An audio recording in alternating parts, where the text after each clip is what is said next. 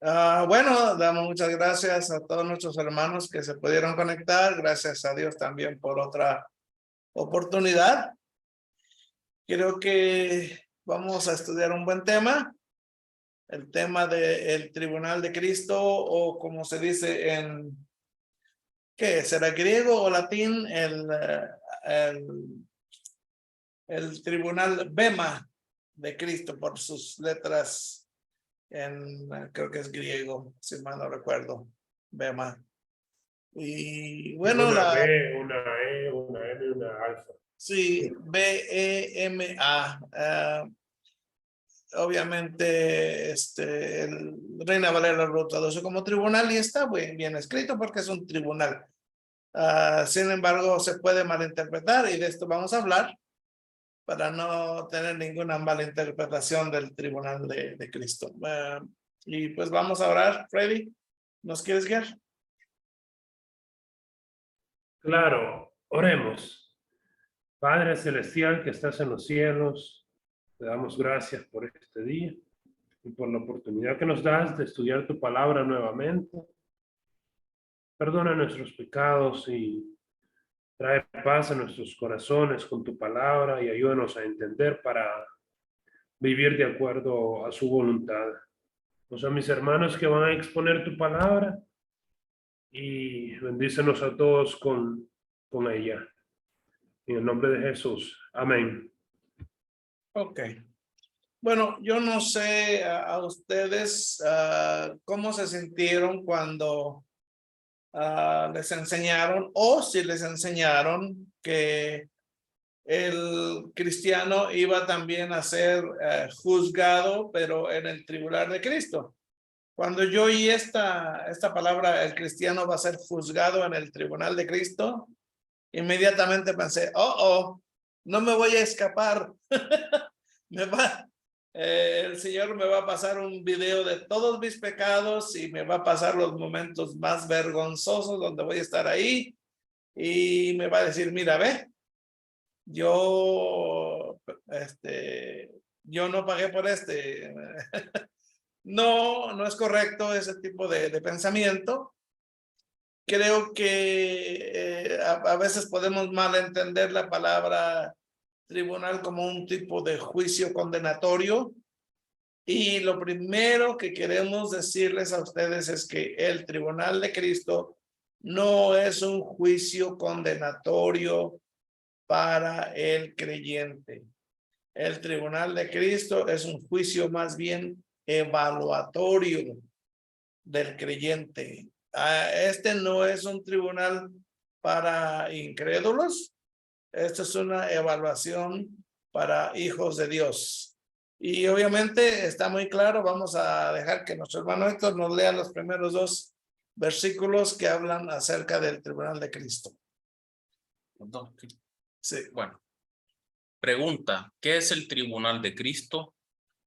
Respuesta, Romanos 14, 10 al 12 dice, porque todos compareceremos ante el tribunal de Cristo, porque escrito está, vivo yo, dice el Señor, que ante mí se doblará toda rodilla y toda lengua confesará a Dios. De manera que cada uno de nosotros dará a Dios cuenta de sí. Segunda de Corintios 5:10 nos dice, porque es necesario que todos nosotros comparezcamos ante el tribunal de Cristo, para que cada uno reciba según lo que haya hecho mientras estaba en el cuerpo, sea bueno o sea malo. Ok. Primero, estamos viendo aquí en la última parte del versículo de Romanos 14, versículo 12, donde dice, cada uno de nosotros dará a Dios cuenta de sí. O sea, yo no voy a dar cuenta del otro, voy a dar cuenta de mí. Voy a rendirle cuentas a Dios de lo que hice aquí con mi vida en este tiempo que Dios me asignó. En 2 Corintios 5:10, donde dice, todos nosotros, obviamente está hablando de los creyentes, los hijos de Dios, comparezcamos, o sea que nadie se va a escapar de comparecer. todos nosotros vamos a comparecer ante el tribunal de Cristo. Ahí vamos a aparecer enfrente de él para que cada uno reciba según lo que haya hecho mientras estaba en el cuerpo, sea bueno o sea malo. Entonces, nuestras obras van a ser evaluadas mientras estábamos en el cuerpo. Obviamente, si las obras van a ser, si las comparamos con 1 Corintios 3, madera, heno y hojarasca, pues obviamente esto definiríamos como lo malo, y oro, plata y piedras preciosas se definiría como lo bueno. Unas reciben pérdida, otras reciben recompensa. Okay, Mark, you have anything to say as an introduction to this? Well, I would say something about the reference from Romans chapter 14. Sí, yo diría algo en referencia a Romanos capítulo 14. It's clear that Paul is speaking to Christians because he refers to them as brothers. Es claro que Pablo se refiere a creyentes, a cristianos, porque se refiere a ellos como hermanos. And yet he does tell us that as Christian brothers, we are all going to stand before the judgment seat of God. Aún así nos dice que como hermanos cristianos, todos vamos a estar ante el tribunal de Cristo.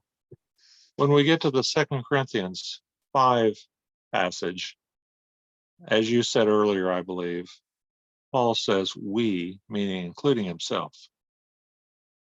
Entonces, cuando ya llegamos a 2 Corintios 5, como se dijo hace poco, Pablo habla en plural, se incluye él también. And furthermore, the judgment is based on what we have done. And that would not be descriptive of the great white throne judgment from Revelation. Esto se refiere a un juicio de lo que hemos hecho como creyentes, pero no es lo mismo que el juicio del gran trono blanco. In the great white throne judgment, judgment comes upon the one whose name is not written in the Lamb's book of life. En este último, en el juicio del gran trono blanco, la base del juicio será porque no se encontró el nombre de uno inscrito en el libro de la vida. So it's important to distinguish between the tribunal or the Bema seat of Christ here in 2 Corinthians 5 with that of Revelation and the great white throne. Entonces, digo eso porque es importante que diferenciemos y distingamos que una cosa es el tribunal de Cristo, como aquí en 2 Corintios 5:10, y otra es el juicio del gran trono blanco que está en Apocalipsis. We can also see the judgment of God mentioned in 1 Corinthians chapter 4, verse 5, which is not in our notes, but it should be included. También está 1 Corintios 4, versículo 5, que no está aquí en las notas, pero debería ser incluido también. Okay, so it's very important that we do make the distinction, and that's what we're trying to do. Entonces, solo quería decir eso, que es importante mantener en mente la distinción que hay, distinguir estos pasajes, y eso es lo que estamos haciendo aquí. Estos dos juicios distintos, perdón. I would be interested to know if anyone has considered this before, or if there has been any confusion on anyone's part between these two judgments. Sí, me da interés saber si alguno de ustedes ha considerado estas diferencias que hay entre estos dos juicios, o si ha habido confusión, algún tipo de confusión en su mente. Cuando yo escuché la primera vez Tribunal de Cristo, yo dije, me imaginé lo peor, ¿no? Obviamente, yo creo que todos estamos en el mismo, ¿cómo se dice? En el mismo bote, por así decirlo. Y yo creo que todos hemos recibido enseñanza un poco confusa. Por ejemplo, el arrebatamiento, segunda venida, el juicio del gran trono blanco de Apocalipsis 20, el tribunal de Cristo de 2 Corintios 5, Romanos 14. Yo creo que todos hemos recibido. ¿Qué piensan ustedes? ¿Ustedes recibieron la enseñanza bien categorizada, bien explicada? de una manera diferente, si tienen opinión, pues con toda confianza puede levantar la mano y dar el comentario. Si el tema está claro en su mente, pues entonces continuamos con la explicación. Sí, Adelante, Frank. yo lo tengo claro. Sin embargo, en mis tiempos de nuevo creyente, cuando me convertí a la edad de 15 años más o menos, era un punto de confusión y me siento muy identificado con su testimonio también, de que estábamos en esa inseguridad, pensando estar en una fila y donde teníamos que pasar por ese yo me imaginaba un gran mesón con Dios ahí como los profesores cuando están en su escritorio Ajá, ajá. y diciendo quién pasó, quién no pasó la clase. Ajá. Así más o menos me lo imaginaba, pero Público, ¿verdad? sí, la doctrina que ayuda mucho a entender para las iglesias es la de las recompensas, ¿verdad? Cómo el tema de las obras entran en todo este entendimiento, Claro. ¿verdad? Claro. Entonces ya cuando comenzamos a ver pasajes como este que mencionaba de la hojarasca, del heno, del oro, entonces todo comienza a tener sentido, todo el sistema de creencia comienza a tener sentido. Pero yo creo que a como estaba usted, como estaba yo, hay mucha gente todavía que está en una iglesia que no necesariamente tiene la intención de explicar las cosas mal, sino que es que a veces no se explican. No se explican, entonces cuando uno viene con con un historial, por ejemplo, del catolicismo o otra religión que promueve las obras para llegar al cielo, entonces yo creo que sí asumen todo ese tipo de pensamientos. Correcto. Sí, yo creo que es muy importante lo que dijiste. También lo que me ayudó bastante a mí es saber que el Señor Jesucristo, bueno, lo que en teología llamamos la expiación, su alcance, su extensión. El Señor Jesucristo ha saldado la paga del pecado. Él llevó en su cuerpo todos los pecados del mundo.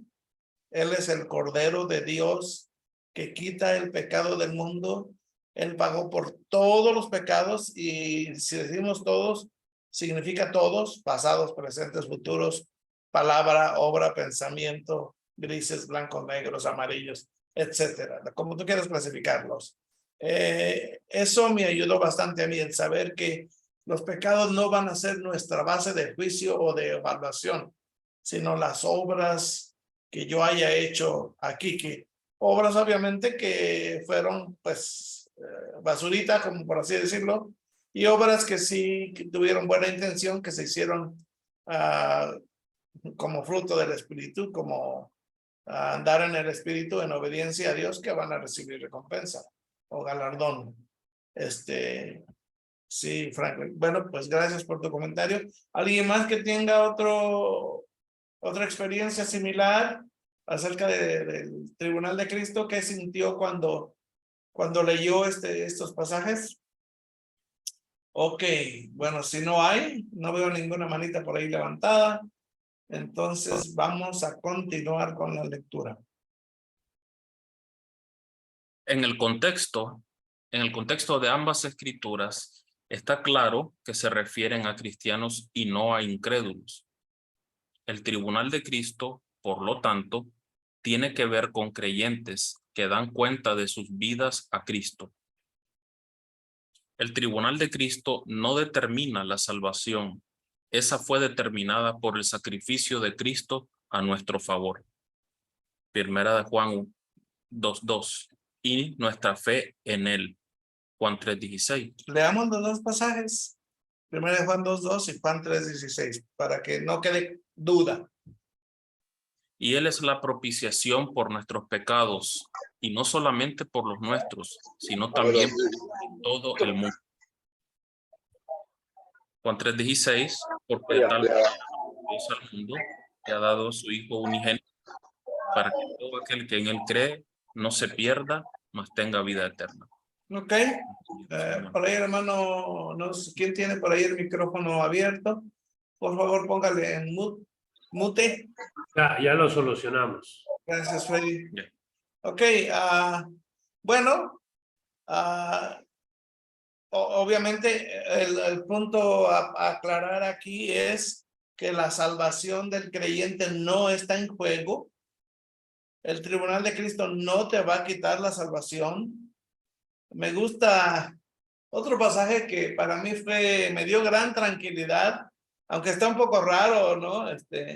Dice en 1 Corintios 3, al final, si bien él mismo será salvo, aunque así como por fuego. Esto me dice que aunque voy a recibir pérdidas, quizás por mi pérdida de tiempo, por mis malas obras o malas intenciones, por lo que haya hecho aquí, pues yo voy a ser salvo, dicen que así como por fuego. Esto me dice a mí que la salvación del creyente ha sido completada, pagada, terminada, está asegurada, porque Cristo te la dio. Tú no te la ganaste. Tu salvación ya está en él y él es capaz de salvarte y de guardarte hasta por toda la eternidad. Entonces, él es la propiciación por nuestros pecados. Y luego Juan termina por aclarar, y no solamente por los nuestros, sino también por los de todo el mundo. Aquí cabe hacer una pequeña aclaración. A Juan no se le olvidó ningún detalle cuando dice que Jesucristo es la propiciación. O sea, propiciación quiere decir que Dios el Padre está satisfecho o es propiciado por la obra que Cristo hizo al pagar por nuestros pecados. Y dice que no solamente pagó por los nuestros, sino por los de todo el mundo. Y uno se pregunta, bueno, entonces, ¿por qué no todo el mundo es salvo? Pues, porque no todo el mundo acepta el regalo de Dios. Simple y sencillamente.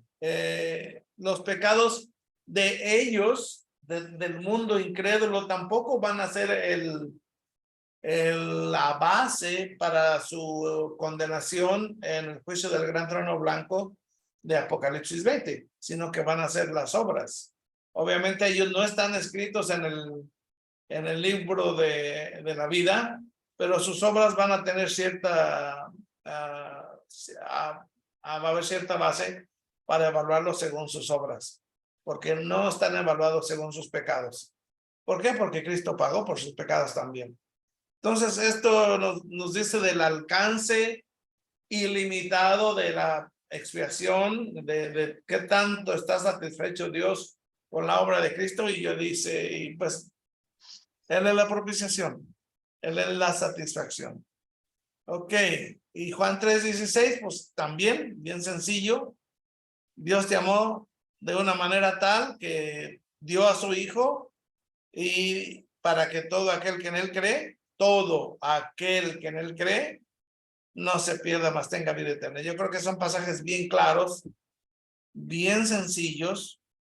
Nos dice por cuántos pecados fue propiciación, y nos dice quién tiene la oportunidad de creer, que son todos. No hay ninguna duda. A Juan no se le olvidó nada. Yo creo que si hubiera una condición extra o si hubiera una advertencia, Juan lo hubiera puesto ahí, o el Señor Jesucristo lo hubiera puesto, o Pablo la hubiera puesto ahí. Ellos hubieran advertido si la salvación hubiese sido condicional, o si la vida eterna no era eterna, o si había alguna manera de romperla o de perderla. ellos no dijeron nada. Entonces, y un tema tan importante, pues obviamente merece que alguien diga algo acerca de eso, ¿no? Obviamente la única condición para tener salvación y vida eterna es creer. Pero para ser evaluados en el tribunal de Cristo, pues ya ahí los que están ahí enfrente de él son creyentes, personas que ya se han apropiado del regalo de la vida eterna, pero personas que van a recibir o perder recompensas. Si tienen alguna duda, con toda confianza, levante la mano por ahí, hágale clic a la manita esa que está ahí y haga pregunta con toda confianza. Si no hay dudas, entonces continuamos. Todos nuestros pecados están perdonados y nunca seremos condenados. Ok, enseguida yo no cité Reina Valera.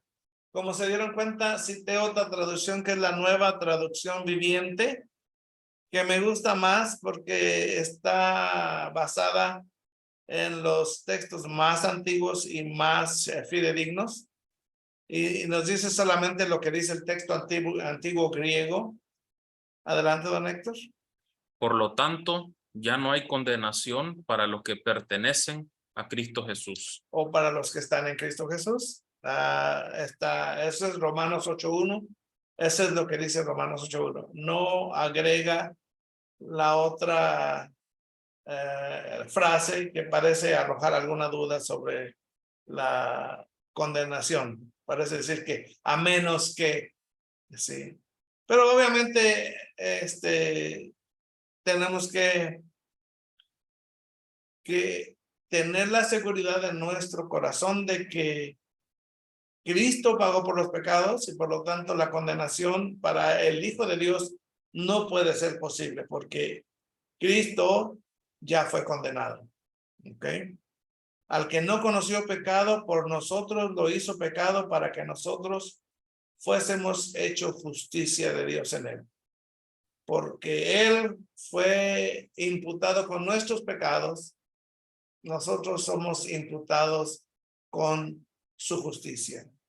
Y esa es la razón por la que somos justificados, porque Cristo fue identificado plenamente con los pecados, él los llevó sobre sí y él pues los pagó completamente. Ok. No debemos mirar el tribunal de Cristo como el juicio donde Dios juzga nuestros pecados, sino más bien como la recompensa de Dios por nuestras vidas. Sí, como dicen las Escrituras, tendremos que dar cuenta de nuestras vidas. Parte de esto seguramente será responder por los pecados que cometimos. Sin embargo, ese no va a ser el principal enfoque en el tribunal de Cristo. En el tribunal de Cristo, los creyentes son recompensados en base a cuán fielmente sirvieron a Cristo. Sí, yo creo que debemos aclarar esto. El pecado no, aunque el pecado no es el asunto, lo que hicimos con nuestra vida, cómo servimos, cómo amamos a los demás, eso es obviamente lo que va a ser evaluado y lo que va a recibir pérdida o recompensa. ¿Ok? Vamos a leer los pasajes siguientes de 1 Corintios 9 y 2 Timoteo 2. Adelante, Lorenzo. ¿No se dan cuenta de que en una carrera todos corren, pero solo una persona se lleva el premio? Así que corran para ganar. Todos los atletas se entrenan con disciplina. Lo hacen para ganar un premio que se desvanecerá. Pero nosotros lo hacemos por un premio eterno. Por eso yo corro cada paso con propósito. No solo doy golpes al aire. Disciplino mi cuerpo como lo hace un atleta. Lo entreno para que haga lo que debe hacer. De lo contrario, temo que después de predicarles a otros, yo mismo quede descalificado. Y segunda de Y Timoteo. segunda de Timoteo 2:5, y también el que lucha como atleta no es coronado, sino lucha legítimamente. Me encanta cómo el apóstol Pablo usa las metáforas de el corredor y el luchador de las Olimpiadas griegas, ¿no? Él hace esa comparación a la carrera cristiana y nos dice a nosotros, sí, todos corren, pero vamos a correr para ganar, ¿ok? Todos se entrenan con disciplina y ellos en el ámbito físico, en el ámbito de las Olimpiadas, ganan una corona que se desvanece, un premio que se pudre, se seca, una corona de laurel, pero nosotros para ganar un premio eterno. Obviamente, yo creo que está hablando de recompensas, premios y galardones eternos. Esa es tu carrera, esa es tu vida, esa es tu obra. Y también el de la lucha, el que lucha y también el que lucha como atleta no es coronado, ahí está, sino lucha legítimamente. Hay reglas, hay una manera correcta de hacer las cosas, hay una manera correcta, ¿cómo le llama? Un protocolo, una ética para vivir la vida cristiana y es de la manera que Dios lo ha descrito, de acuerdo a su voluntad, en el Espíritu. Y obviamente la Biblia es muy clara en cuanto a las instrucciones de lo que debemos de hacer, empezando con los 2 mandamientos más grandes que hay, y que para mí eso simplifica la vida cristiana mucho, porque no tengo que aprenderme todos los mandamientos que hay en el Nuevo Testamento. Con 2, que me aprenda y que lo practique, pues yo creo que estoy haciendo bien, ¿no creen? Mark, you want to comment about the race or the fight? Well, I would just say it's obvious that Paul is talking about something that does not pertain to salvation. Sí, creo que And- es claro que Pablo está hablando algo que no es pertinente a la salvación. There have been attempts to see the words of Paul as suggesting, one, that he didn't know if he was going to make it spiritually at the end. So Paul was secure in his salvation, of course. Han habido intentos de sugerir de alguna gente sugerir como que Pablo está diciendo que quién sabe si llego a la meta, como que final. Sí va a estar descalificado. Sí, sí. Sí. Yeah, the other thing, of course, is that when it comes to the doctrine of justification, it's on the basis of grace through faith, and there would be no works involved Lo when it otro es comes que to justification. la doctrina de la justificación está basada en fe solamente, no hay obras que hagan que uno sea que uno sea justificado. Está en base a la fe solamente. So these are all descriptions of the believer's life after salvation, looking Entonces, forward to eternity. Todo esto son descripciones de la vida del creyente después de ser salvo con miras hacia la eternidad. Okay.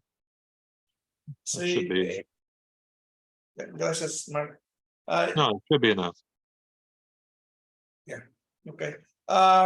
Yo me he encontrado a personas que usan la palabra descalificado de 1 Corintios 9:27 para mostrar que Pablo tenía miedo de su salvación, que Pablo tenía miedo de estar descalificado de la vida eterna o estar descalificado del cielo. Nada que ver con la metáfora que está usando el apóstol Pablo. Él está hablando de un atleta que simplemente no gana el primer lugar, que queda fuera de la carrera, pero que no está aniquilado en un fuego del infierno. No tiene nada que ver esta palabra con pérdida de salvación, para nada.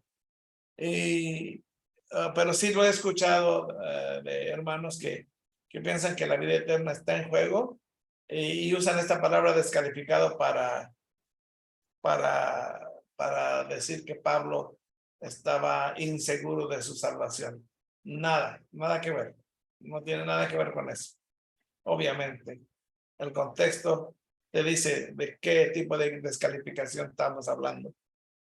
Ok, comentarios, preguntas, dudas, respuestas. Ok. Bueno, parece que, como dijo el maestro antiguo, o están entendiendo todo o no están entendiendo nada. No, esperemos que sí. Yo creo que eso es claro. Sí, solamente no hay que confundir las cosas. Ok, seguimos con la lectura entonces. Las cosas por las que creo que seremos juzgados serán: ¿qué también obedecimos a la gran comisión de Mateo 28, 18 al 20? Leamos qué dice Jesús. Dice, y Jesús se acercó y les habló diciendo, toda potestad me es dada en el cielo y en la tierra. Por tanto, id y haced discípulos a todas las naciones, bautizándolos en el nombre del Padre y del Hijo y del Espíritu Santo, enseñándoles que guarden todas las cosas que os he mandado. Y he aquí, yo estoy con vosotros todos los días hasta el fin del mundo. Amén. Aquí va una prueba para los eruditos, en donde dice, por tanto, ir y hacer discípulos. ¿Cuál creen ustedes que es el mandato principal que da Jesús a sus discípulos aquí, en la gran comisión? ¿Cuál es el mandato principal? ¿Alguien tiene alguna idea? Bueno, para que no se asusten, el mandato principal es hacer discípulos. Reina Valera lo traduce como imperativo el verbo ir, o el mandato ir, pero en griego dice habiendo oído, oyendo, hacer discípulos. O sea, el Señor Jesucristo está asumiendo que las personas ya están yendo a hacer discípulos, pero el mandato principal es hacer discípulos a todas las naciones. Y bueno, aquí estamos como prueba de que esos 12, su obra no fue en vano, la obra del Espíritu que no es en vano tampoco. Y alguien nos dijo a nosotros de Jesucristo y estamos aquí como producto de esa gran comisión y tenemos la obligación y el gran privilegio de seguir haciendo discípulos a donde quiera que vamos. Y eso es bonito, que podemos tener, que tenemos la oportunidad de hablar de lo que hizo el Señor Jesucristo por nosotros y de la esperanza que hay para todo aquel que cree. Bueno, yo creo que esta es una de las cosas que sí pueden ser evaluadas definitivamente en su tribunal. Vamos a Romanos. otro aspecto que podría ser evaluado. Romanos 6, 1 al 4. Adelante, don Héctor. Dice, ¿qué tan victoriosos fuimos sobre el pecado? 1. ¿Qué pues diremos? ¿Perseveraremos en el pecado para que la gracia abunde? En ninguna manera. Porque los que hemos muerto al pecado, ¿cómo viviremos aún en él? ¿O no sabéis que todos los que hemos sido bautizados en Cristo Jesús, hemos sido bautizados en su muerte? Porque somos sepultados juntamente con él para muerte por el bautismo, a fin de que, como Cristo resucitó de los muertos por la gloria del Padre, así también nosotros andemos en vida nueva. Puede uno sacar obviamente la conclusión incorrecta de la gracia. Sí, las personas pueden o podemos todos abusar de alguna manera de la gracia. Porque sí, si alguien pregunta, ¿la gracia cubre multitud de pecados? Sí, la gracia cubre multitud de pecados. De hecho, todos los pecados los cubre la gracia. Y para que alguien no se aproveche de esa enseñanza, el apóstol Pablo saca inmediatamente la pregunta, ¿qué pues vamos a decir? Ya que la gracia cubre todo, ¿perseveraremos entonces en el pecado para que la gracia sea más abundante? Y la conclusión es de ninguna manera, la gracia no está ahí para eso. No es su función de darte licencia para pecar. no necesitas licencia para pecar. Yo no necesito licencia para pecar. Yo me la doy cuando quiero. Pero el asunto es que no se nos exhorta o no se nos permite abusar de la gracia de Dios sin ninguna consecuencia. Y nos dice estas cosas porque se pueden hacer. Podemos, hemos muerto al pecado, podemos ser vencedores en esta vida de las cosas que nos van a dañar, sí, pero vamos a fracasar muchas veces vamos a caer. ¿Qué es lo correcto? Levantarse, confesar el pecado y levantarse y seguir caminando. No te quedes ahí en el lodo. El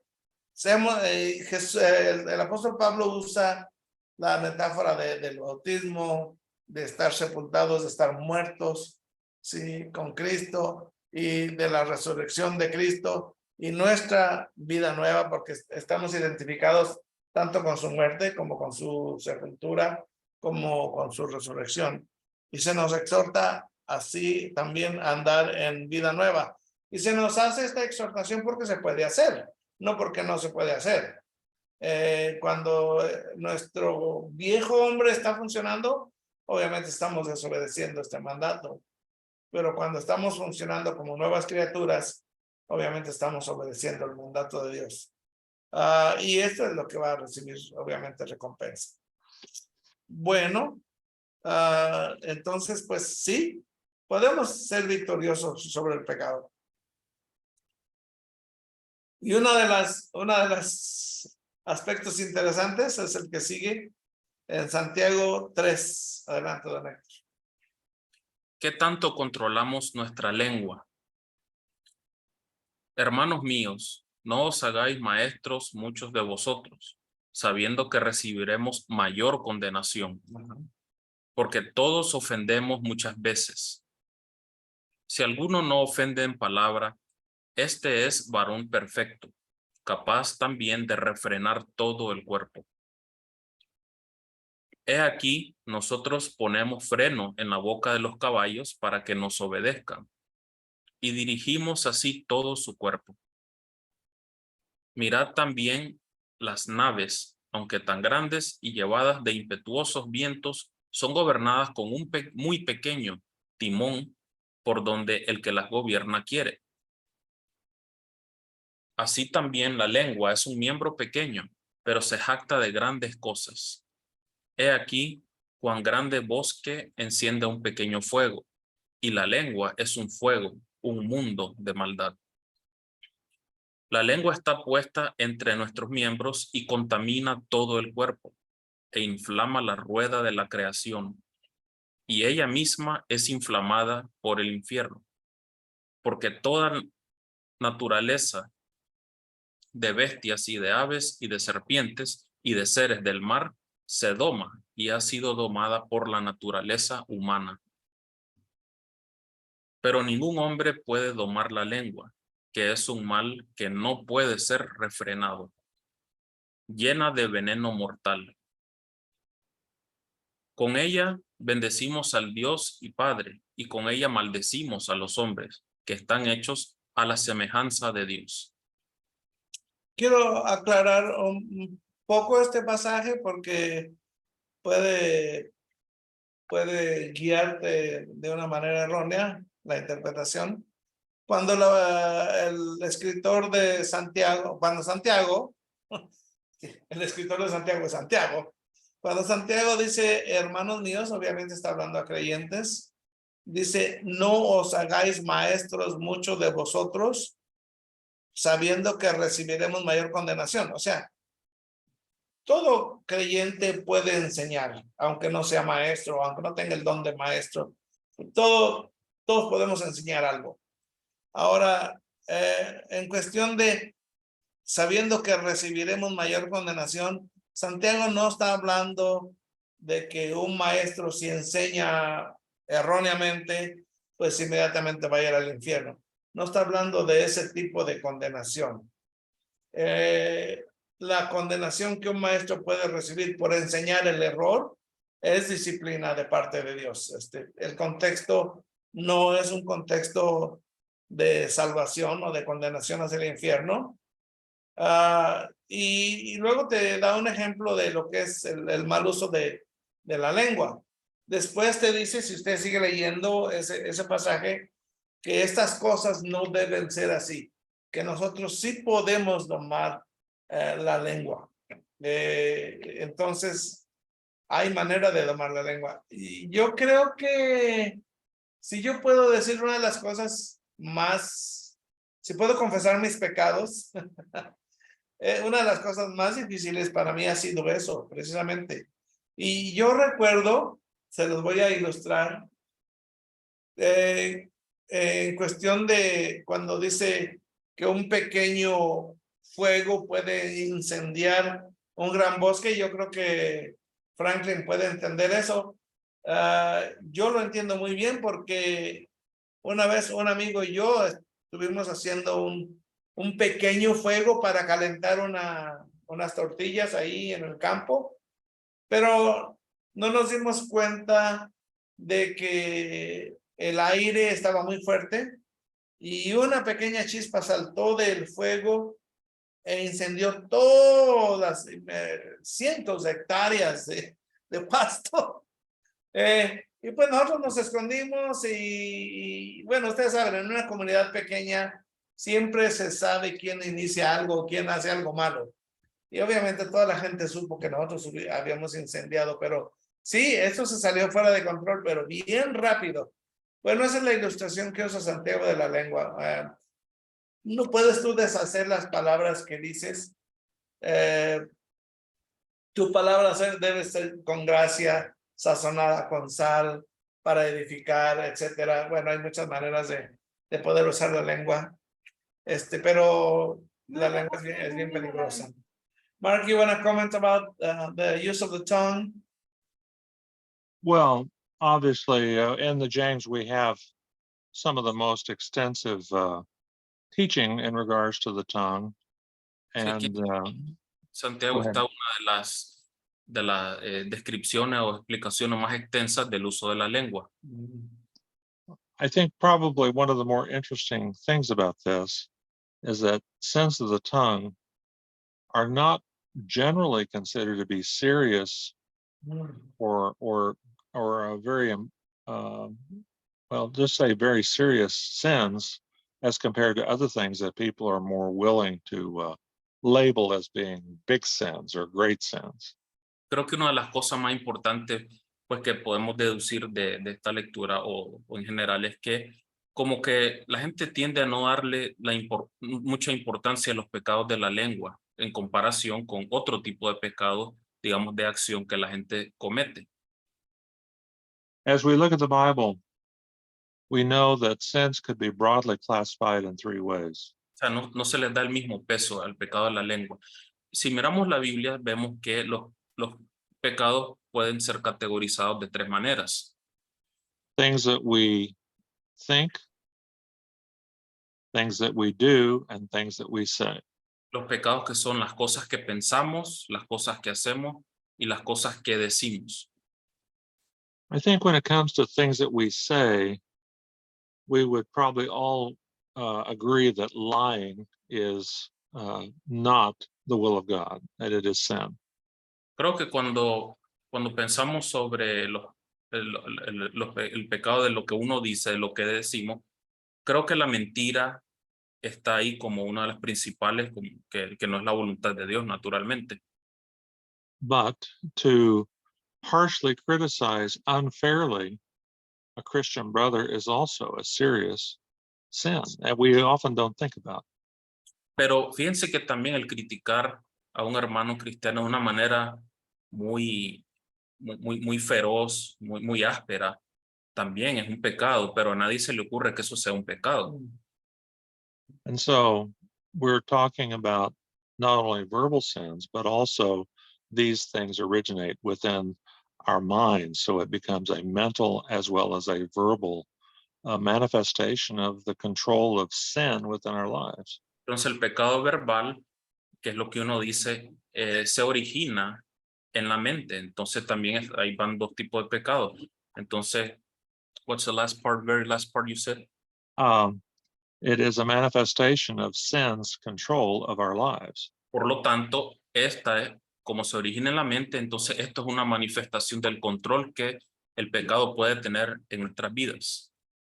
If we have any hope of receiving eternal rewards, it will be necessary for the Spirit to have been the dominant influence in our lives. Si tenemos algún tipo de esperanza de recibir recompensas eternas que Dios tiene para nosotros, tenemos que asegurarnos de permitir que sea el Espíritu Santo el que gobierne ahora nuestras vidas. And sins that are mental and verbal are not the work of the Spirit. They are the work of the sinful nature. Y los pecados verbales y mentales no son la obra del Espíritu, sino que son la obra de la naturaleza pecaminosa que conservamos. So sins of the tongue are very important as we evaluate our lives and whether they conform to godliness. Entonces, los pecados de la lengua son importantes para la evaluación de nuestras vidas, cómo estamos y ver si estamos bien delante de Dios. Okay, that's it. Thank you. Gracias, Mark. No, creo que por ahí el hermano Roger había levantado la mano. No sé si se arrepintió de levantar la mano. Adelante, hermano Roger, no tenga miedo. No, es que estaba pensando con respecto, bueno, Dios lo bendiga a todos, respecto a la forma de que Dios va a premiar en el tribunal de Cristo a los cristianos. Entonces estaba pensando de que si en realidad todos los cristianos van a ser galardonados o lo que dice respecto a madera, heno y hojarasca, ¿será que hay cristianos que las obras que hicieron no van a valer nada o simplemente, no sé si es una forma de que lo hicieron lo hicieron con La motivación correcta. tal vez con la motivación incorrecta? Entonces, ¿será que pienso que esas obras que hicieron son las que, porque ahí creo que hay una parte que no recuerdo el verso que dice, hacedlo todo como para el Señor. O sea, me imagino que si yo estaba haciendo una obra y tal vez lo hacía para que me mirara el hermano, para que me mirara el pastor, para que me mirara alguien o para que me dieran crédito, entonces pienso que si lo hice de la manera incorrecta, mi obra va a equivaler a madera, heno, porque dice que será aprobada como por el fuego. Entonces pienso que si mi obra es de esa forma, de una manera incorrecta, no como para el Señor, la obra aquí no va a valer nada ese día, porque si no perdura, o sea que si lo hice de la manera correcta, como para el Señor, mi obra va a ser como pasándola por el juego, pero va a ser igual a Madera, oro, heno. plata, Piedras preciosas. piedras preciosas. Yo creo que Quizás está, esa es la figura. sí, está bien su observación, hermano, estamos de acuerdo. Podemos calificar las obras madera, heno y hojarasca, obras de la carne, con la intención errónea para que me aplaudan, para que me reconozcan. O sea, todas esas van en el mismo paquete de obras que van a sufrir pérdida o que no van a recibir recompensa. Y las obras hechas de acuerdo con la voluntad de Dios para el Señor, obras hechas los frutos del Espíritu, con el poder del Espíritu, no andando en la carne. Todas esas obras las comparamos con madera, heno y hojarasca, perdón, como al revés, con oro, plata y piedras preciosas, que son las obras que van a recibir recompensas. Sí, estamos de acuerdo. Gracias. Buena observación, hermano Roger. Ok, bueno, son las 4:03. ¿Qué les parece si... Como la mitad. Si vamos como a la mitad, yo creo que vamos a dejar esto para la próxima vez. Mark, Freddy. Ya, da la manita Okay. por ahí. Muy bien. I think we're gonna finish there Okay, for the next class. ¿está bien? Okay. Halfway. ¿Alguien tiene alguna pregunta antes de desconectarnos y seguir la rutina de la vida? No se les olvide seguir leyendo la Biblia, seguir analizando, seguir estudiando. No se conformen con una clase a la semana. Sigan estudiando la palabra de Dios.